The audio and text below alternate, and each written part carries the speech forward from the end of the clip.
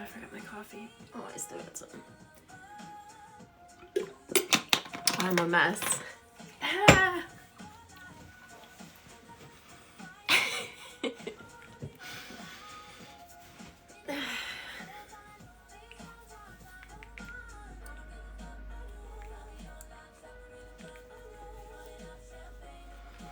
Let me share this out real quick.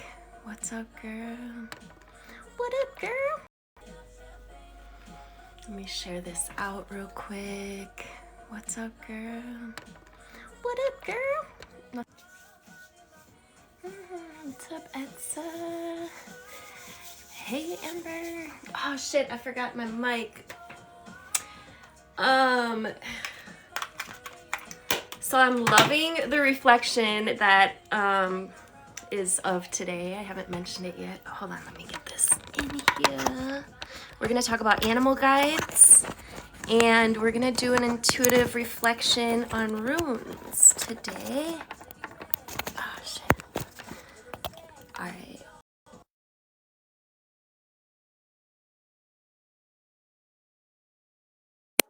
Okay, it should be working now. What's up, Jennifer?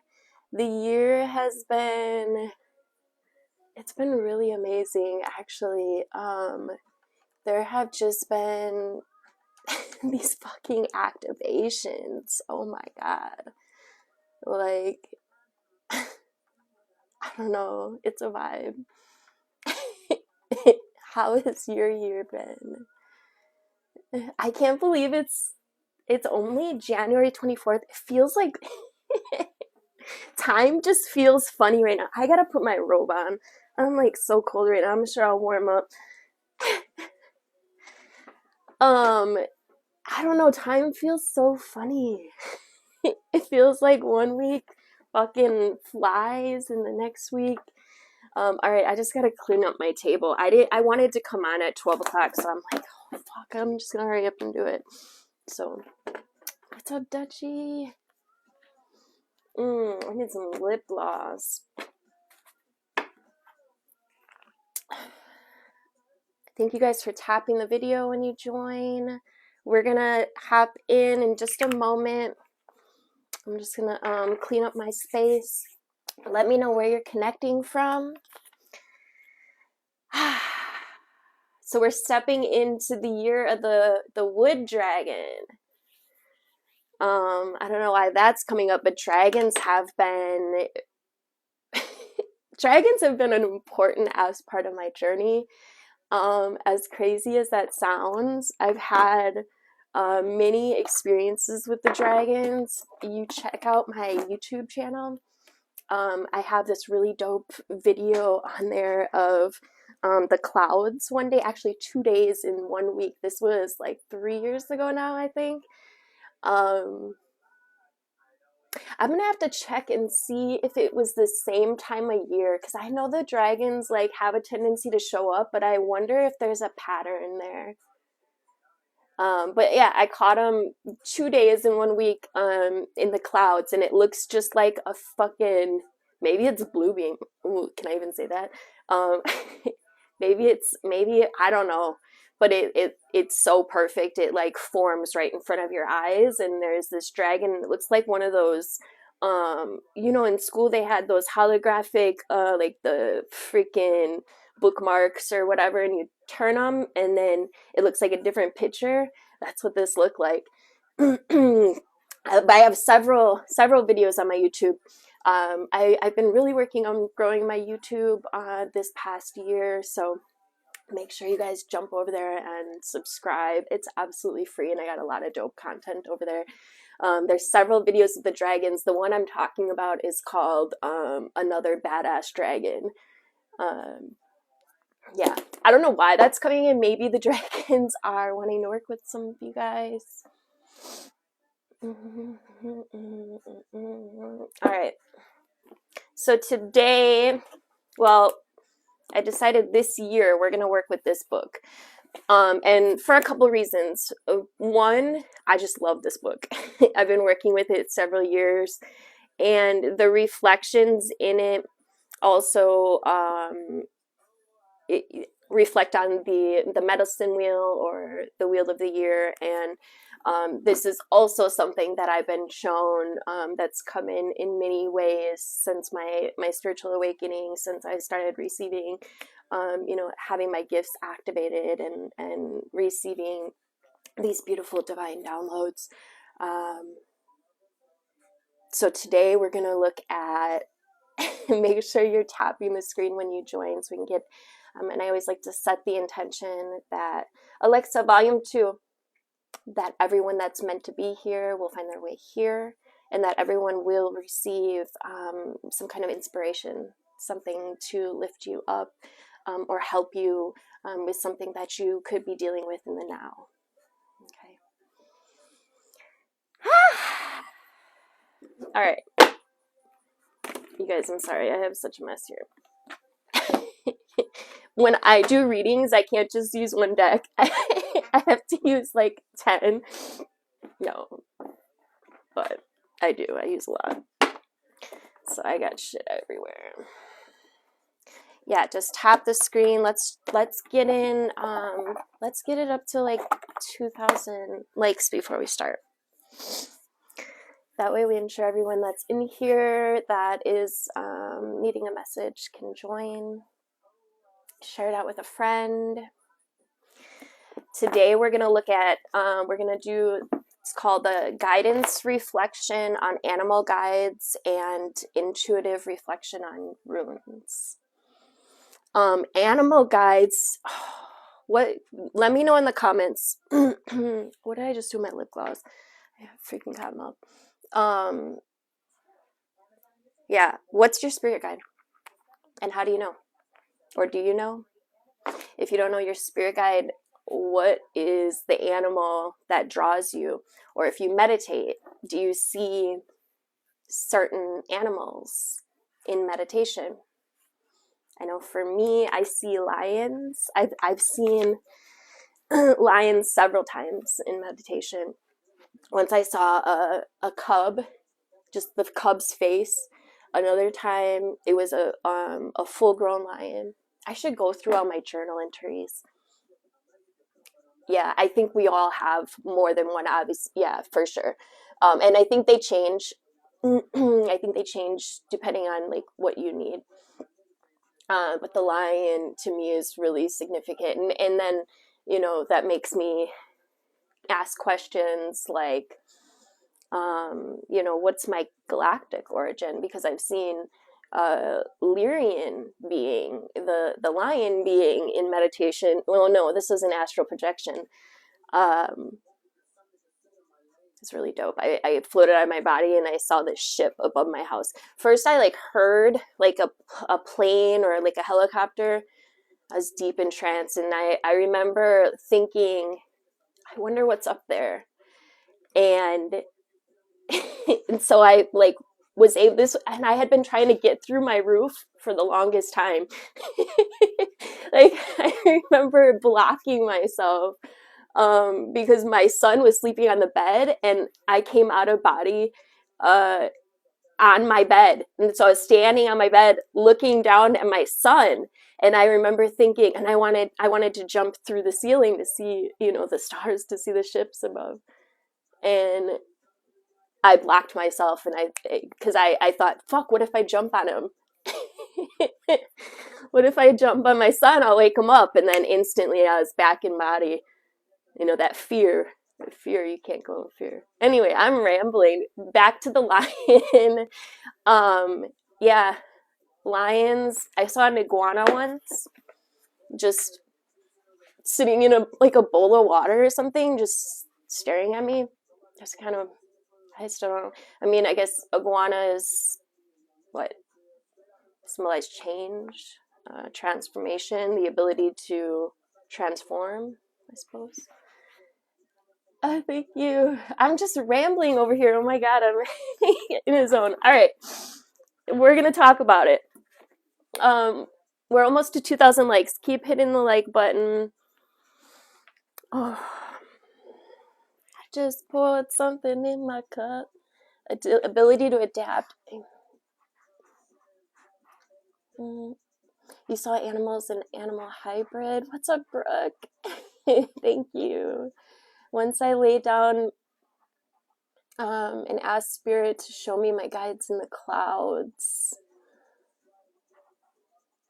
Dude, I see amazing things in the clouds. I see the ancestors, the faces that move, they transform, they go from one thing into another. I have some really dope videos of people's faces too on my YouTube channel. I should start getting back into that because I was recording a lot of really cool clouds for a while, and then I just kind of faded out of it. The iguana.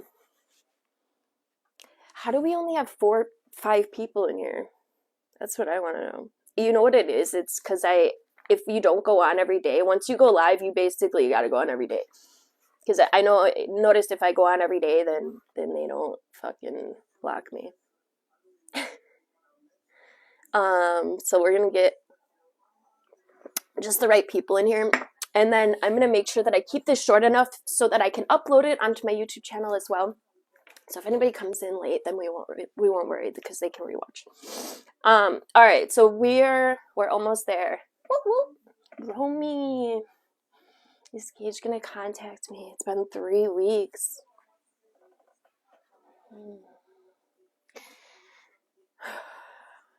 3 weeks seems like a long time to me. I'm not pulling cards right now, but 3 weeks just kind of seems like a long time. Why don't you reach out to them? Closed mouth don't get fed. All right, we're at 2,000 likes, guys. Thank you for the follow, Carla. So for those that have just kind of joined, we're going to look at this book by Tiffany Lazick. I highly recommend getting this book.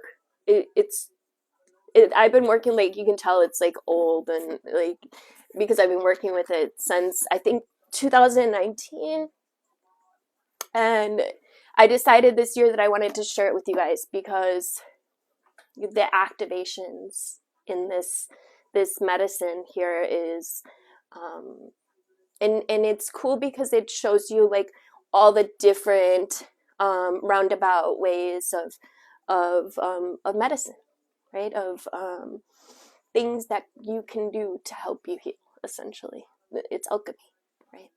We're using things, resources, tools, metaphors to alter the subconscious mind, so that because the subconscious mind is running the show, right? And so we're utilizing these techniques, and also for a deeper spiritual connection, a remembrance of soul, if you will. So today's reflection is number 6, and if you'd like to visit any of the earlier alchemical live streams, they are over on my YouTube channel. If you click my name and then you click the little Instagram logo, my YouTube channel will pop up. I appreciate you guys subscribing over there. I'm really working on growing it, and yeah, let's get into it. All right. Guidance, reflection, and animal guides, and this isn't very long, guys, okay? And feel free to have conversation. And I don't mean to miss any comments. I don't have my glasses on because I have the ring light on, but also I'm a channel, so when I'm channeling information, if I pull my attention too much over here, it kind of pulls me out over here. So I don't mean to miss any comments, and I love to have conversation. So and I'll scroll back and I'll look, okay? But let's get started, and feel free to comment and let me know, because that's the whole point, right? The whole point is sharing so that we can have these conversations and have this enlightenment, have these deeper understandings. Okay. All right. Alexa, volume 1, animal guides. Humans have always had a special relationship with the animal world. From cave paintings in Lecoq's France. Oh my gosh. Okay, so that's pulling on something right away. I have a feeling it might take a little longer to get through this than just reading it, but it's okay. So the cave paintings, I feel like that, somebody should write that down. I'm going to write that down. I feel like we should go deeper on the cave paintings because they keep coming up. They keep coming up for me. So we are a collective. So if they're coming up for me, there might be something specific or that you can learn. You know what I mean? Just a thought. All right, so from the cave paintings in Lecoq, France, to the animal-headed gods of the Egyptians, something else that has been coming up a lot lately. And I look at it like archetypes that come through, it seems, for different time periods through the collective. So it's and through different collectives, right? There's different collectives that are on different journeys, different soul fams, etc. And so, yeah, it's interesting that, and maybe there is pattern in it, and that's something that I've been really looking at as well, right? It's the, you know, the medicine wheel is its energies, and you can think of it like a circle, and there's just different, right? We have north and east and west and south, and in the north, medicine is in, and it's all metaphoric, right? So the north medicine is the time of year when we go inside, right? It's cold out, so you think of a bear goes into hibernation, right? And when we're inside, we're able to have deeper understandings. We're able to connect with self and therefore with spirit. And we have more time for introspection. And then there's all these different branches, all of these different things, right? There's animal guides for the north, right? And so every energy, it seems like it has its place. You know what I mean? In this multi-dimensional, yet somewhat linear, if we can wrap our minds around it. So it seems like certain times of the year we have these certain archetypes that, you know, will come up, and so the gods of the Egyptians, the shamanistic guard. Now we're back to the cave paintings. We see evidence of how we have acknowledged our interconnection with the beasts that walk on the same earth as we do. For earliest humankind, the recognition of interconnection rested upon the need for survival. It's thought that the cave paintings were a kind of sympathetic magic. Invoke the spirit of the beast, and there will be success in the hunt that would ensure the survival of the tribe. So they would invoke, you know, energetically the spirit of the beast that they were hunting, calling it, right? It's and through this, they had this very divine way of like using all the parts, you know, making sure that they honored. And I think we're missing that now.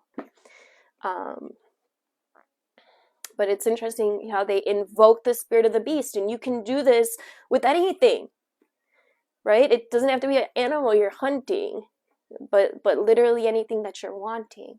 You know, how can you invoke that energy? Through the centuries, that dynamic shifted. The Egyptians did not identify their gods with animals to ensure survival. They imbued certain traits they identified in certain animals with divine significance. The Egyptians' gods and goddesses were often pictured with animal heads. The jackal-headed Anubis, the falcon-headed Horus, the cat-headed Bast, to name a few. This shifted the dynamic from that of the actual animal found in the physical world to the essence of the animal found in the archetypal realm, the realm of spirit. Thank you for all of the gifts. I appreciate you.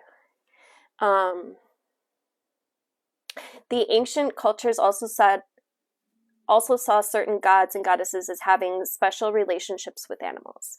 The deities would often be pictured with these beasts by their side, rather than taking the animal's characteristics. There were countless examples of this. Artemis's deer and hound, Curdwen's sow, or Epona's horse. These animals were considered sacred to the divine and offered a means through which the individual could connect to the divine. I feel like I want to look up these that they're talking about. Artemis's deer. Were you guys thinking that too? And the hound.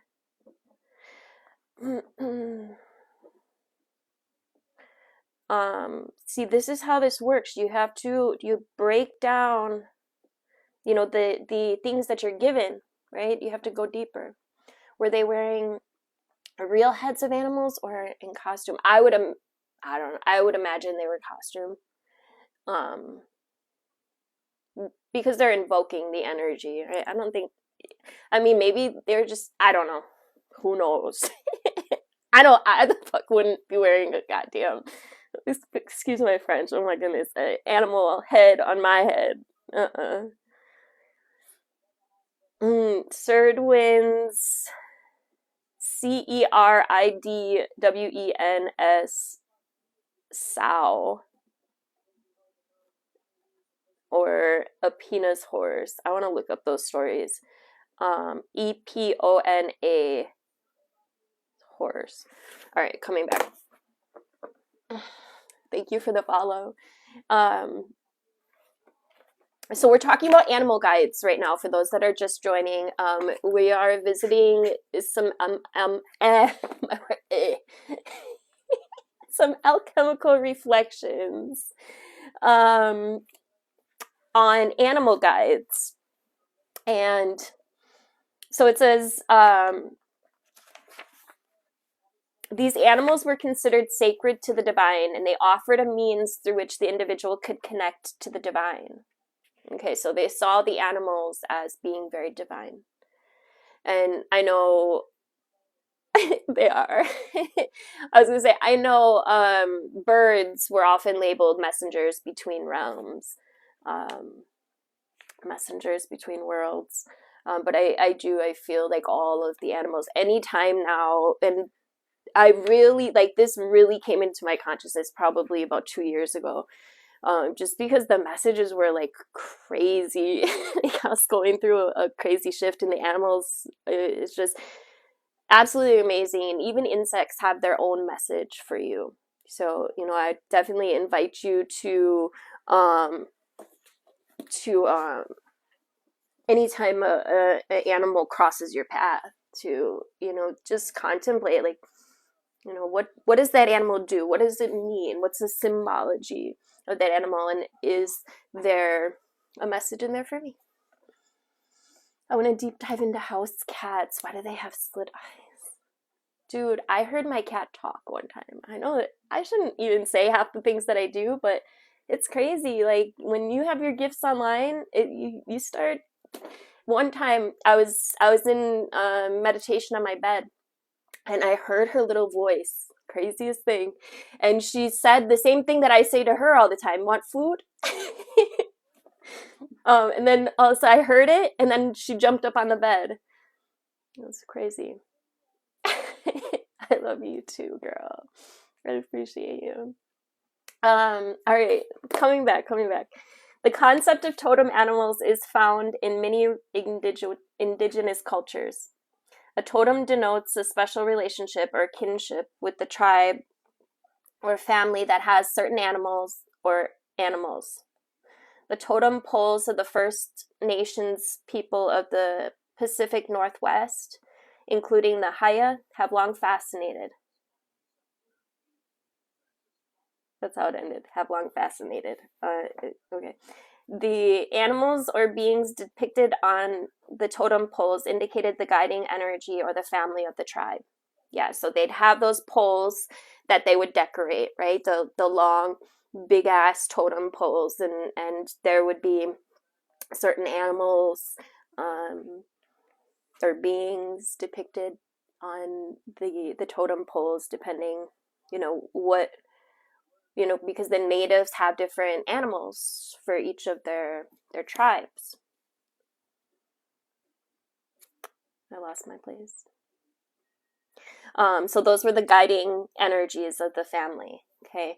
They also indicated the relationships between the families that had the same guiding energies.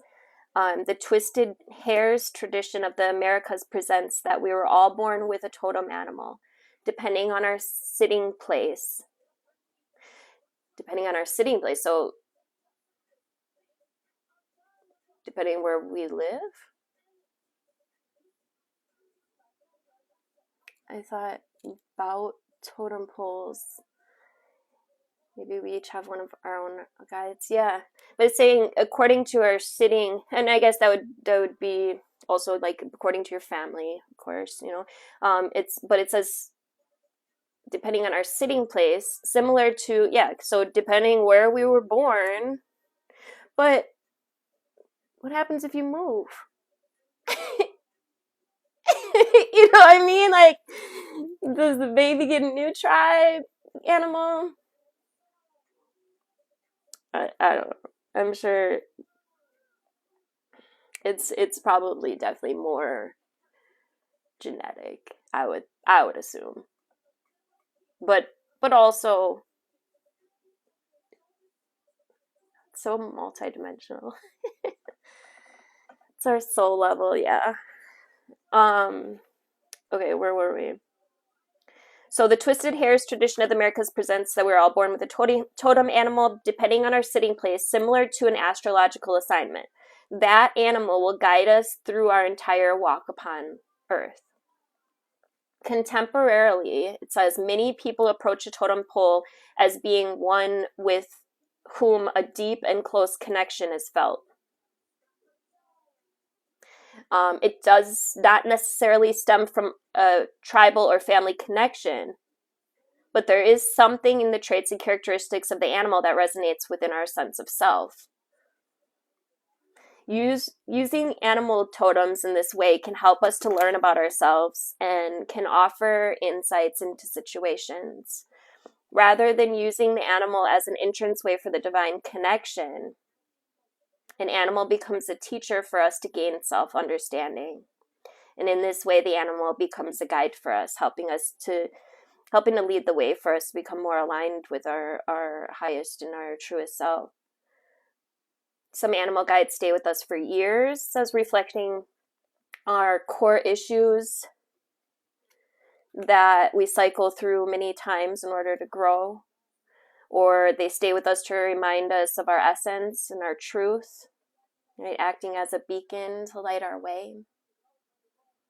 Other animal guides, what are your animal guides? I didn't really see any. Let me know what you resonate with, what animals you resonate with. If you were an animal, what animal would you be? Other animal guides will pop into our lives for a brief time or in relation to a particular situation that their energy would be the most helpful. Yeah, so that's what I was saying. Like, I feel like we also have different guides at different times, right? Depending whatever it is that we're needing. It says, often in working with the animal world, we resonate with those we find around us in our environment. For example, a Northern American may resonate to the strength of a bear rather than the strength of a lion. There's particular nuance to the teachings of each animal that's intimately connected to the land upon which they walk. The strength needed for the woods is different than the strength needed for the plains. And on a deeply unconscious level, we respond to the connections that tie us as well to our environment. So, yeah, I mean, makes sense, right? Like, literally, depending where we're from, we're going to have different feelings about different animals. That probably has to do a lot with the crystalline grid and the memory grid, the collective consciousness that lays in certain areas, the resonances, you know, in those spots. It says there are several ways through which to determine your animal guide. for many First Nations peoples, including the Lake Sui, I think it's Sui, Sioux, or is it So? One of those. And the Ojibwa, my daughter's Ojibwa, I think. I think that's what she is. I should find out. Let me write that down.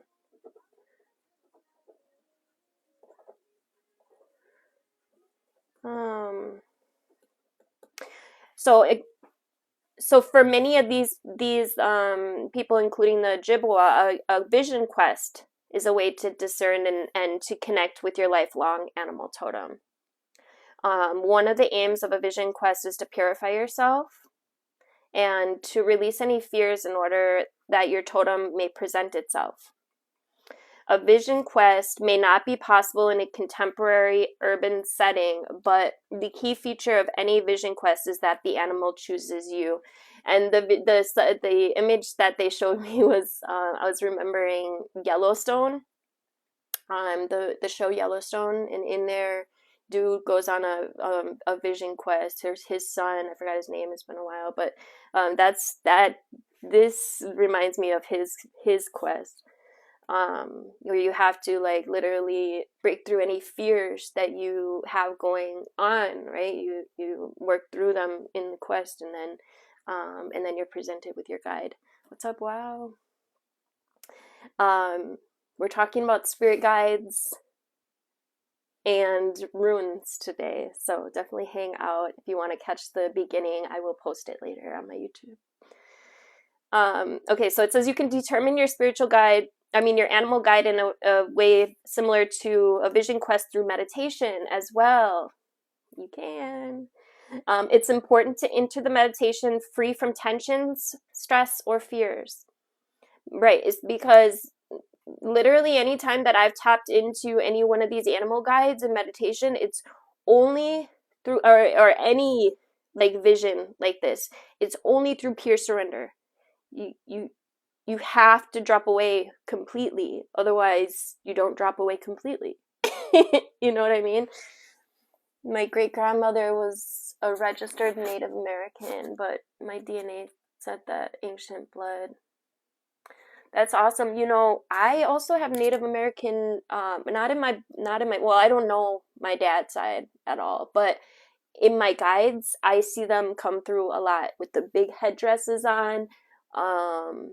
Yeah, like the father energy will come through as that often when there's like paternal energy. That's a sign for me for like father. Anyway, take some time and ready and purify yourself. That's important. This is why, you know, I'm always talking about detoxing or going on these mental cleanse, body cleanse, you know, any way that you can rid yourself of like parasites or any of the chemicals and so on that, you know, we're being, you know, like we can't avoid them now, but you can do things to raise your vibration and to clear some of that shit out. So have a bath. It says releasing dirt and grime from the body and the soul. Prepare and use your intention, right? This is, we make a ritual of it, right? We're intentionally cleaning out this area, you know, and that part right there is, I would dare to say, is just as important as the ritual, you know, the action itself. I'll post it later. It might take a day, but yeah, it'll be up there. I love you too, girl. Prepare a space free from interruption. Rest solely in the space of movement of your breath until it feels like you're completely grounded in your own center. And then ask to call in your animal guide. Okay. So once you're in that place of you know, being cleansed, being free from stress, being free from fear, then you go into a trance-like meditation. And you can even like put on one on YouTube. Has some really, really cool stuff, and I plan on I'm just waiting for some music right now to start recording. I'm gonna make another meditation. I have a couple on my channel, but I'm gonna start making more of them.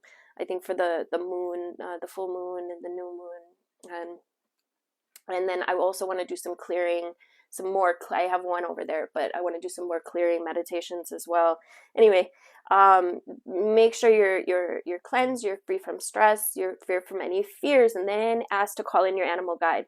Or like I said, look on YouTube for, like, you can look at guided meditation to invoke your animal guides, right? A true guide will present 3 times, it says, in 3 different ways to let you know for certain it has chosen you.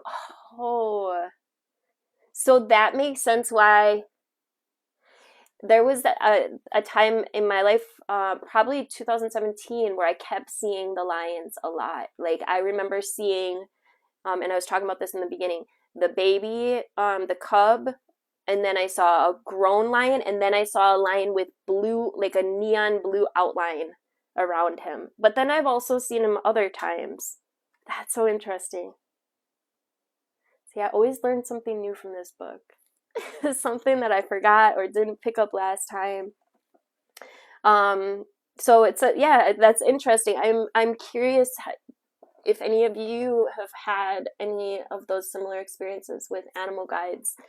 If any of you actually know. I didn't see. Let me see. My partner keeps telling me I'm tripping, but I feel like he has someone on your side. Oh, I'm not doing readings right now, love. If you'd like to book a private reading, we could. I don't. Wait. I'm not seeing any animal spirits, but if you guys know any, drop your comments. Let me know what your animal spirit is, or that you think it is.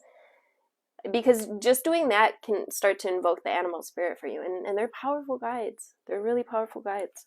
Animal spirits can also present themselves to us in the physical world. Oh my God. So check out on my YouTube channel. I actually had an experience with a real lion. It was crazy. He like woke up from a dead ass sleep and looked at me. And then I don't know how to explain what happened. I was sending him healing through the tank, the glass, and then he like did one of those numbers where like he started like making like that purring like release noise. I don't know how to explain it, but like my cat does it. It's like you have to watch the video, but yeah, I could literally see him like freaking release energy. Crazy. I'm just thinking about this. That's crazy. Yeah, I if you guys haven't worked with a spirit guide yet, spirit animal, please, initiate contact. Lately, my neighbor dog keeps coming to my door and waiting for me to come outside. Oh, he loves you. Yeah, absolutely. I feel like a dog could definitely be a spirit guide. I mean, like, think of like all the animal companions, But I also feel like spirit animal guides, though, they're usually like, I don't want to say fierce animals, but like, I mean, who am I to like, I feel like dogs could probably be like more of like a short term. Maybe that's how I'm feeling. It's like, whereas like lion, there's like these powerful, the bear, I don't know, does it go into, oh, it does. Okay, let me shut up and we'll come back.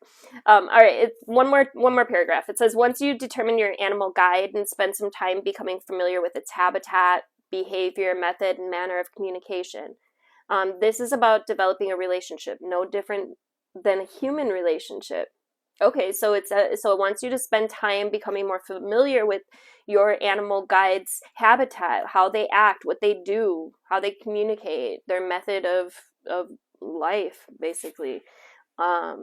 Meditating with the energy of the animal. Wait, I skipped a sentence. It says, the more you understand a particular attribute of your animal guide, the deeper the message behind that guide's choice of you will become. So the animal spirit chooses you. Meditating with the energy of the animal or collecting statues and pictures will also facilitate a strong connection. Working with these animal guides connects us to both ourselves and to the earth. All right, and then we have some common examples of animal guides. We got the armadillo. I don't know what's up with my words today. Armadillo. How and then it gives just like a short little couple words of what it means. So an armadillo would be how to use some defenses. If you think of the armadillo's outer layer, it's very tough. So it's like your defenses. The badger is the keeper of stories. I love that. Maybe I'm gonna connect with badger. That's so interesting. Keeper of stories. The bat is initiation, rebirth, changes. The bear is strength, caution, and earth power. The boar is leadership, spiritual strength. The cat is magic and independence. The cow is community, contentment. The deer is gentle, alert, ability to listen. The dog is on here.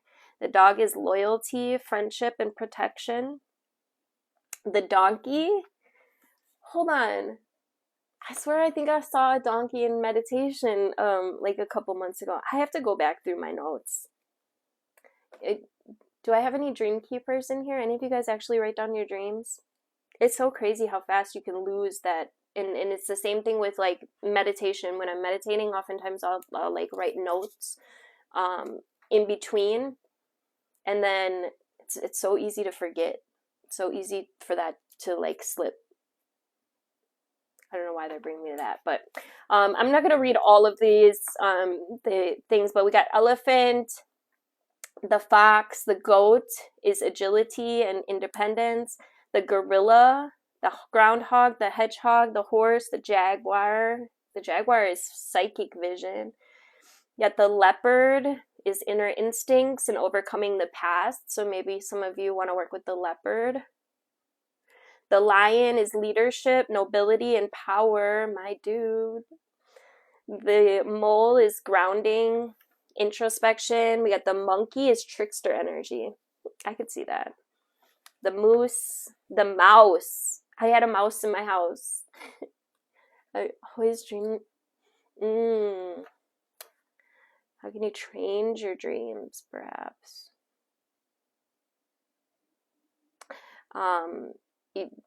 It's yeah. So I would definitely practice more meditation if you're not already, Angelina, or anything that can, and collectively we're all working on this.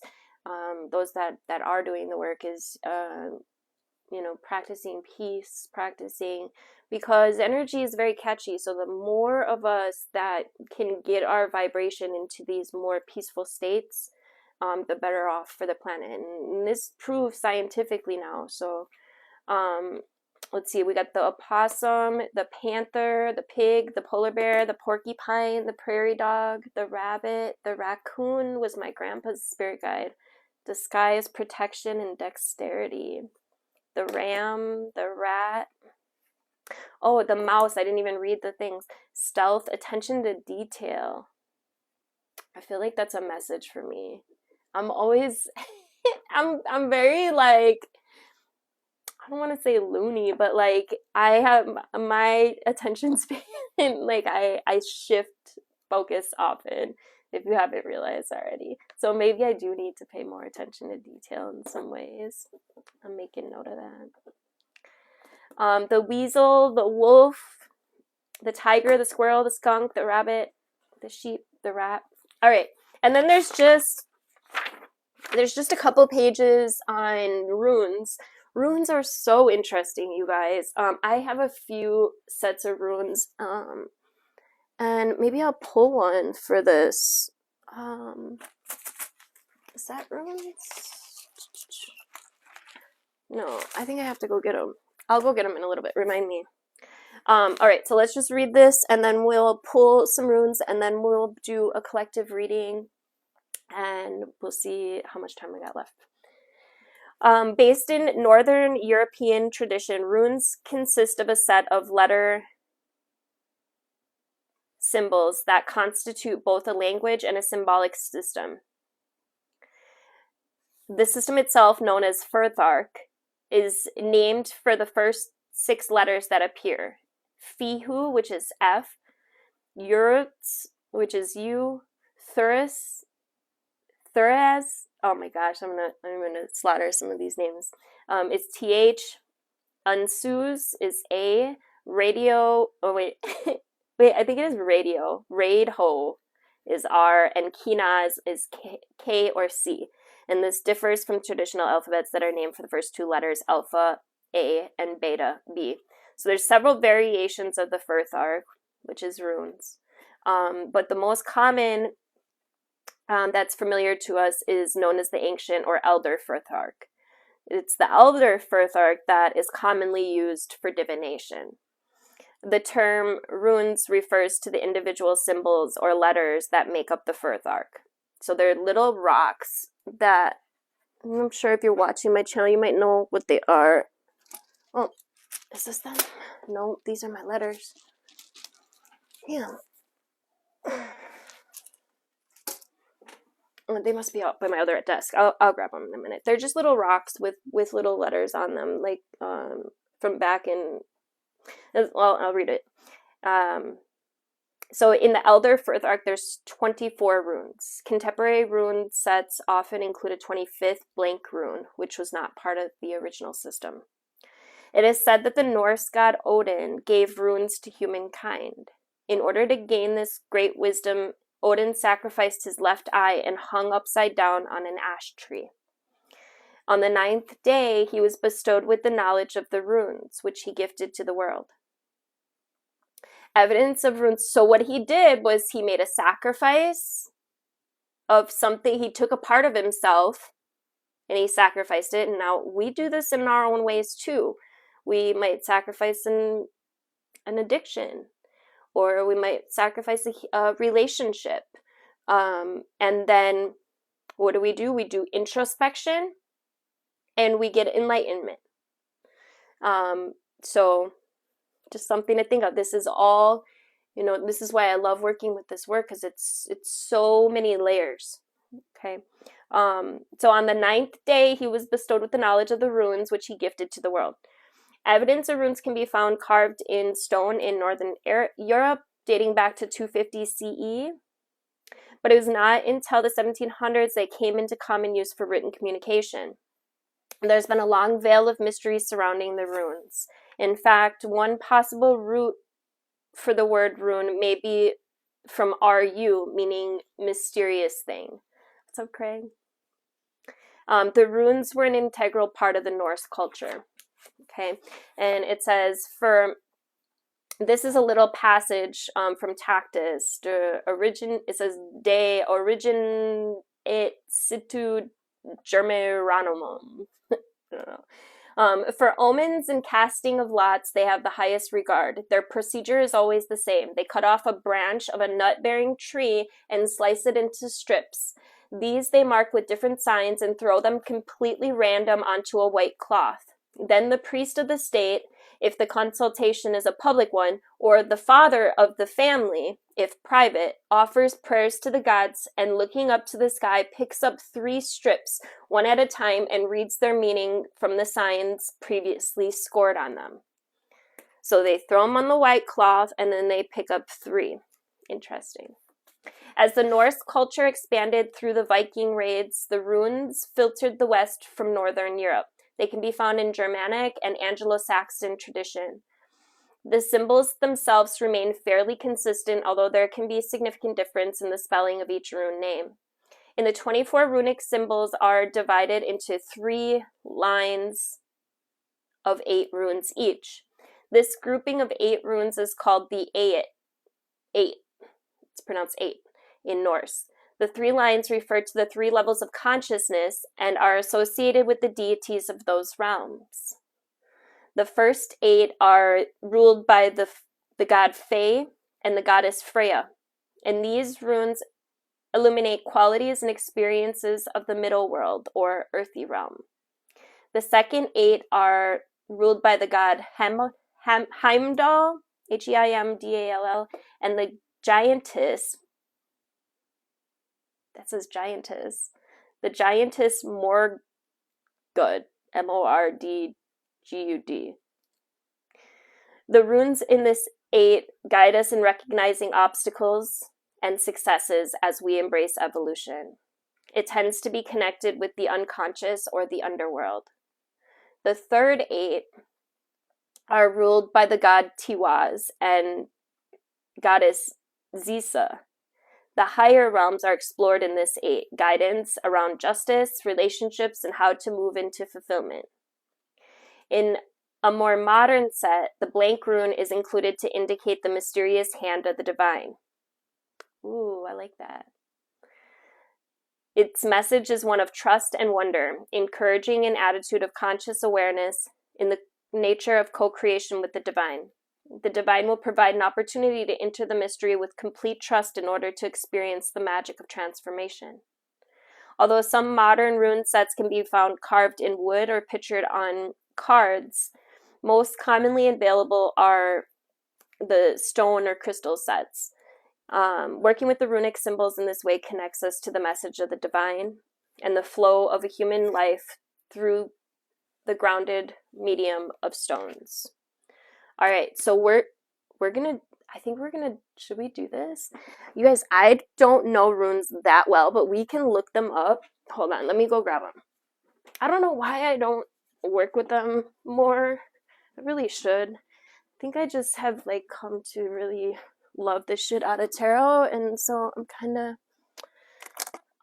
because I also have the what do you call these things, here, I'll grab them, the silver freaking rod things. All right, hold on, I'm almost back. I'm gonna grab some incense to light for the invocation. All right. These things, I have these as well, and I never use them either. I see people on here using them all the time, though. It's kind of cool. I mean, I've used them, but I barely. Okay, so these are runes, you guys. And so they just have a little. What do you guys think? Should we do a collective with the runes, or should we do it with the tarot? Should we just maybe pull a couple runes? Because I feel like it will take me a really long time because I don't really know them that well. You know what I mean? If we lay these all out, how about we'll pick a couple. We'll pick 3. How about that? And then yeah, that's better. But I will talk about this basic rune spread. So it says, oh my god, you guys, this incense spiritual from Walmart is everything. It's so good. I'm really picky about my incense. Like, I don't like some of them, so I go with what I like. Thank you for the roses. All right, let me just light this up. Calling in our guides, our protectors. As if they weren't already here. It's okay. We know. What's up, Robin? I'm going to do a collective reading in just a moment, so maybe you can receive a message in there. And then I'll be back probably later to tonight. Oh wait. Yeah, I'll probably be back on later tonight, and I'll do some card readings. But today we're talking about runes. Well, we just finished talking about animal guides, and now we're talking about runes. We're going to do a collective reading, And I always set the intention that everyone that joins will receive some kind of message, some kind of inspiration or guidance. So, okay, so I'm just going to read this last little page here. Oh, it's got the meanings on it. I have the meanings all right here. So, we could probably do it. All right. It says, after taking some time to center yourself, hold an intention that you'll be guided to receive the message that you most need to hear in the moment. It says, pull out 3 runes, place the first in the position on the far left, and the second in the center. We got the R, and then the third on the right, that one. All right, so it says the first position, this first position represents the past. It's energy that lays the foundation for what's transpiring in the here and now. It may give insight to what needs attention, or it may represent the question being answered.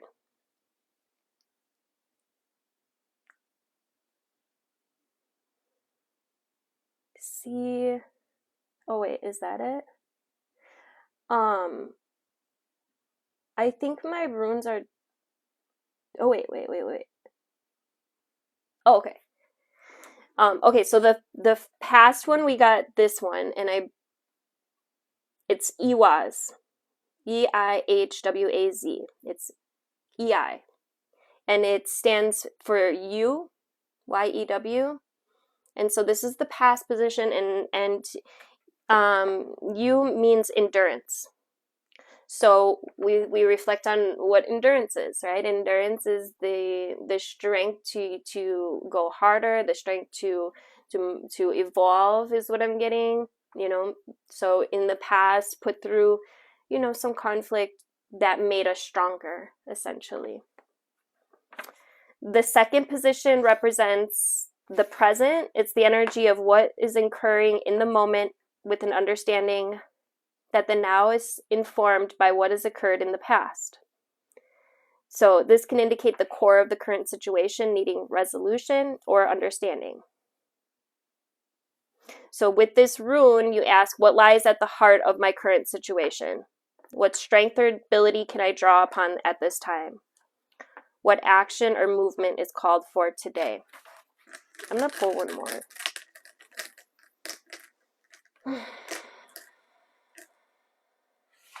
All right, so for the present, we got these 2. The R is radio. It stands for the wheel, the journey, or the passage. Okay, so literally right now, we're working with the medicine wheel magic. That's what this book is about. It's the medicine wheel. It's the circle of life. Okay, so it doesn't surprise me that we pull the literal rune for the wheel. The wheel also speaks to the wheel of fortune, meaning a new cycle, right? A new cycle of good luck, of good fortune. And then I also pulled another one for the present. It's this guy right here. It looks like a little hourglass. So I don't see this one. See, I think this was the problem that I had. But if I'd have to guess, like if I had to be intuitive, I would think that this is speaking to time, wouldn't you? I would, and there's the Gebo is the uncrossed off, so it just looks like the X, it doesn't have the top. And Gebo speaks to gifts or talents. Some of you guys could be activating some of your own psychic gifts, your own intuition, and this could lead you to the wheel, to the fortune, the happiness, right? And fortune is, I mean, it can be many things, but usually it's happiness is the end goal, right? Joy. And then we've got the third one. It says, The third one represents the future. It's an indication that given the past and present flow of energies, seems to be the direction the situation is headed. It's that which would likely unfold, not which is guaranteed, not that which is guaranteed to occur. Okay, and this you guys have to understand with tarot as well. It's possibilities, it's potentials, provided that you move in a certain direction, provided that you take a certain action, right? Or you know, really tap into your intuition here, because you're not going to tap into your gifts if you don't intentionally do so. You see what I'm saying? So it's like there needs to be an intentional movement in a certain way. And then, so the future one that we pulled is Gebo, the cross. And this is energy of talent. Also of contracts. G, I think that's what it looks a little sideways, but it's the only one that's X'd. So, but that would make sense, right? Your talents begin to emerge once you move in this direction of presence, of you know, silence. What we were talking about with the hangman. Wait, was it the hangman? Yeah, that sacrifices I. Who was that? That was why can't I think of his name? Frick. The Norse god. Oh my gosh. The Norse god. You guys know who I mean.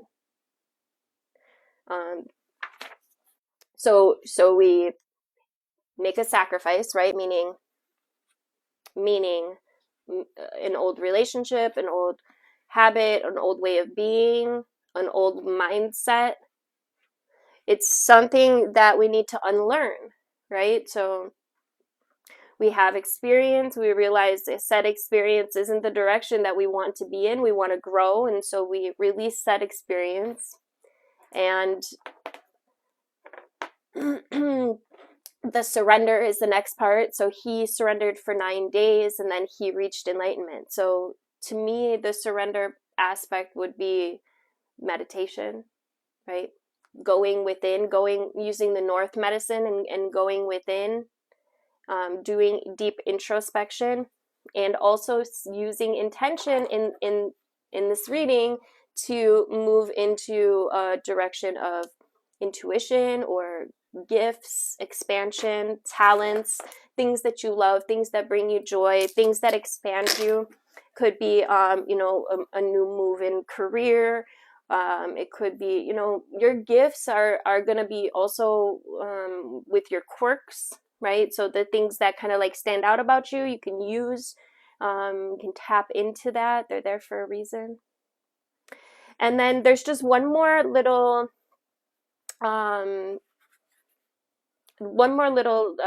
paragraph here, and this part is the solid hinny of grounding. It says, when you feel yourself in times of uncertainty or upheaval, there's this hinna. So it's the B. Wait. Okay. So you see the symbol right here, right? So you can use this symbol. So it's just you go down and you create the spiral, starting the big swoop on the, you would go down on the right, so it'd be what, clockwise. Yeah. Wait, no. Backwards from clockwise. Oh my god, why can't I think of the name? Anti-clockwise. Oh my god, I can't think of it. It's not anti-clockwise. Whatever. What the hell? You guys know what I'm talking about. How do I not know the name of that? Anyway, coming back. When your body is struggling and tired, you can use this this honey. The symbol represents the groundswell of energy that we can draw up into ourselves for strength. The preparation, it says to find a spot where you will not be disturbed counterclockwise. Like that.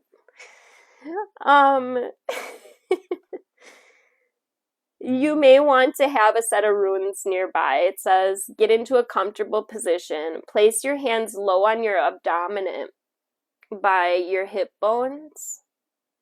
And it says, begin to breathe deeply and slowly. Just visualizing the breath moving in and out of your body as the color red. And it says, be aware of nothing but your breath. And then allow the tension to fade from your body. So you can picture this henny, you can draw it, and then just get yourself in this relaxed place, and you could just do it real quick right now, where you're putting your hands on your lower dantian, and then the color red is associated with the root, and we talked about this, I think it was last week's alchemical reflection. The root is your center associated with grounding. So maybe you even want to picture roots growing out of you, connecting to the ground, connecting to Gaia. And then just become aware of your body. This is the body that's carried you through so many experiences. It's been with you from the beginning, and it'll be with you through the very end.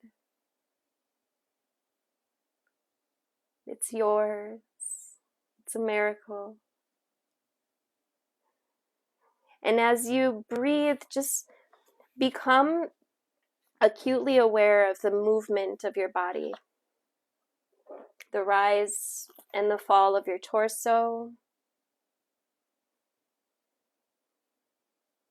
The sensation of your diaphragm just inflating like a balloon.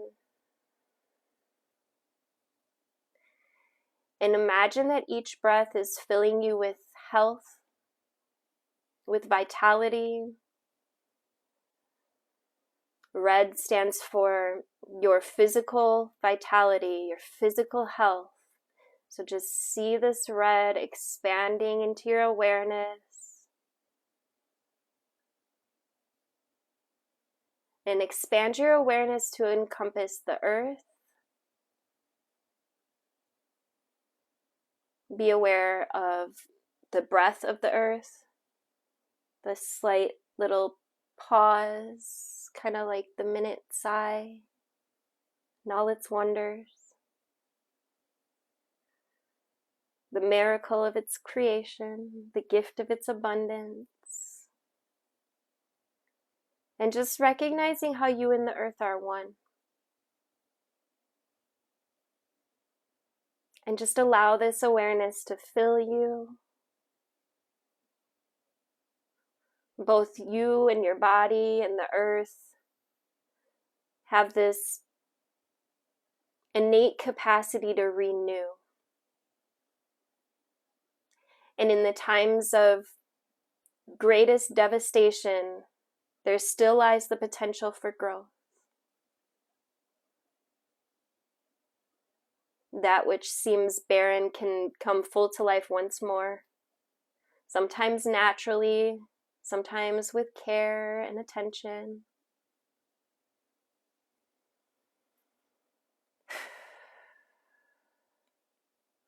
Become aware of all the ways that you take care of your body, providing it with the nourishment and the rest it needs. Your body may even send you messages about some of the ways that you can care for it differently. And begin to focus on that grounding symbol, the spiral of life, and visualizing a golden light that carries the intent of the symbol, moving through your hands, and into the base of your spine.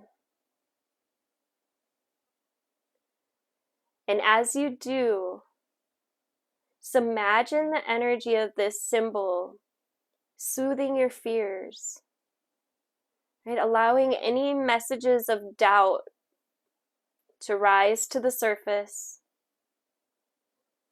and meet those doubts and hear what each one has to say. Responding to the doubt with the message, I am safe.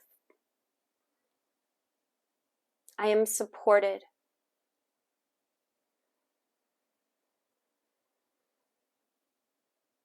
And as you do, feel the unquestioned solidness of your place in the world. Feel how solid you are in this physical reality. All around you may have turned to ash, or this may be a time of uncertainty, but you're here, and that in itself is a miracle. And from that miracle, all is possible. So with an open heart and an open mind, just go ahead and invite an animal guide to come to you. This guide may have a message for you, perhaps in how it moves in the world physically, through its nature, or by what it symbolizes in different traditions. And just know that whichever animal guide comes to you, it carries the perfect message for this moment.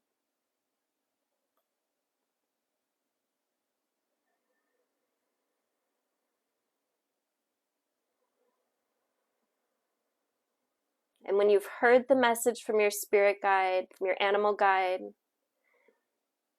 and feel filled with strong, healthy vitality,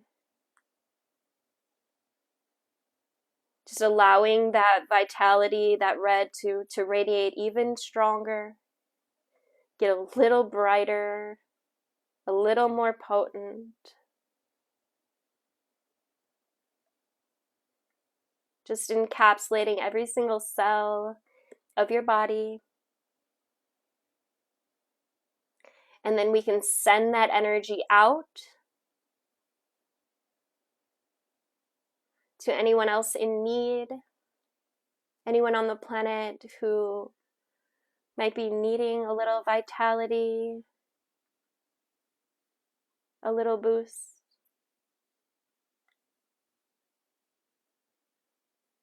And it is. And just allow yourself to bring your attention back into the room. And you can take 3 centering breaths. And on each breath, just allow that breath to bring you back more fully into the room. And when you feel present once more, you may want to touch your feet, rub your hands together, anchor yourself into the room with conscious awareness. And we're going to pull a couple more runes. Thank you for the follow. And then I'll get some, I wish I could tell how long I've been on here. All right, so we pulled a couple more runes. We got this one, which is, I have no idea. See, these are different, dang it. I want to say it, no. Well, what's the other one? Oh, I think this one's in here. I'll have to look this one up and I'll post it later. This one looks like a Y. It looks kind of like a bird foot. This one's El-Haz, and this is divine protection. What a beautiful, beautiful message. I wish I knew what the other one was, but I'll figure it out.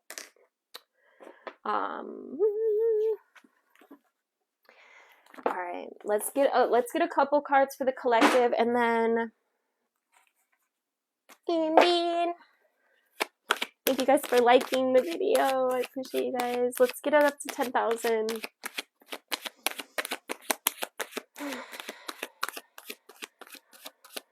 Everybody can go ahead and just take one more breath, just connecting in with this energy. And once again, setting the intention that everyone that's here receives some kind of message, clarity.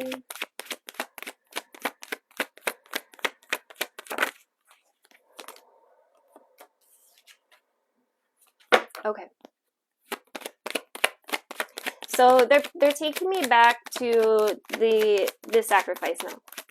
There's something that you're being asked to give up, to release, to let go of. The Ten of Swords, it could be a painful ending. It probably, because there's heart ties here, whether this is, you know, relationship or something, you know, a way of being, a habit, a mindset. It could be painful no matter what it is, because you've been attached to it. You've been attached. It's been a part of you. Thank you. But then we got the Five of Pentacles in reverse here. And so what this is telling me is this partnership, whatever this is that you're releasing, it had you feeling cold and alone for a long time anyway. So now it's like, yeah, you have to release this, but look at what else is being released. This isolation, this feeling of like, it's a lower vibrational density for sure. It's a feeling of like, maybe if you know, you might have been in a partnership with whatever this is, but there was very one-sided here. Okay, it wasn't something that made you feel whole or fulfilled or balanced. And now, and this reminds me, Odin, that was what his name was. Odin was the hangman, right? It's the one that he sacrificed his eye, he pulled his eye out, and then he hung upside down for 9 days, and then he reached enlightenment, right? So, you know, after this ending is a time for surrender. It's a time to really go within, really do some introspection, really go hard on like the meditation that week. And then comes this whole new energy where you rise out confident and magnetic and gifted is what I'm hearing, because you closed out this cycle, and it was a big cycle. I think this is a big cycle, and it's like you've learned all that you needed to learn over there, and now is the time where you're stepping into your potency, is how they're saying it. You're stepping into your, look at how magnetic she is, like literally your fire energy, your passion, like something that gives you purpose, that brings fulfillment. We got the Ace of Swords here, so there's a new way of thinking, there's some new mental activity, mental acuity that brings strength. There's my animal totem. Freaking love it. Okay. Yeah, so to me, anybody that watches my video, you know that to me, the Strength card is God. Like, this is your divinity. This is your power, your strength, your inner peace is what they're saying. So yeah, beautiful, beautiful activations that are coming in. You're awaiting results with the Three of Wands. It's like you can feel it. You can feel the energy here in this closing out, the newness that comes with it, right? The potential that comes with this ending is absolutely beautiful. What I'm gonna do right now, I'm gonna end. I just realized I've been on here an hour and 20 minutes, so I'm gonna end this video so that I can upload it. And then I'll come back on and I'll do a few readings for you guys before I have to pick up my son.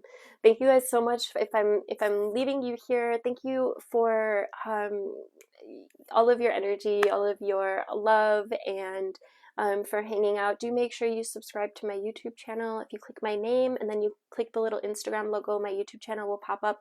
I'm going to be uploading this video, the Alchemical Wednesday live stream, onto it as soon as possible. So probably will take a day, but it'll be up there. So make sure you subscribe if you missed the first half of it, because this was a really, really beautiful reading. Until next time, I'll be back shortly if you guys want to jump back on. Love you guys.